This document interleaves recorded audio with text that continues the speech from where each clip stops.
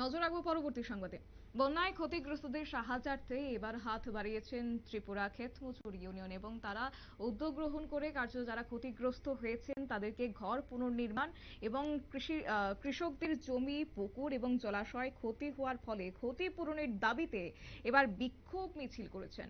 শহর আগরতলার বুকে সেই বিক্ষোভ মিছিল পরিলক্ষিত হয়েছে। পশ্চিম জেলা শাসকের নিকট ডেপুটেশনও আজ তারা প্রদান করেছে। কি বলছেন তারা, শুনুন। কেন অপদার্থ শব্দটি আমি ব্যবহার করলাম এই কারণে, রাজ্যের যে জনসংখ্যা তার প্রায় অর্ধেক এ বন্যায় ক্ষতিগ্রস্ত হয়েছে। এ বন্যাকে বলা যায় কি করে বন্যা দুর্গত মানুষদের পাশে দাঁড়ানো যায়, তার জন্য রাজ্য সরকারের বাস্তবমুখী কোনো পরিকল্পনার সিদ্ধান্ত ছিল না। বন্যা দুর্গত মানুষদের পাশে রাজ্য সরকার এবং রাজ্য সরকারের বিভিন্ন দপ্তর সেভাবে দাঁড়ায়নি।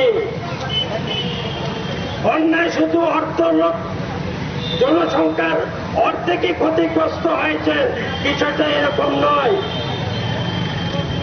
33 জন মানুষের প্রাণহানি ঘটেছে, কয়েক লক্ষ বাড়িঘর ধ্বংস হয়ে গেছে,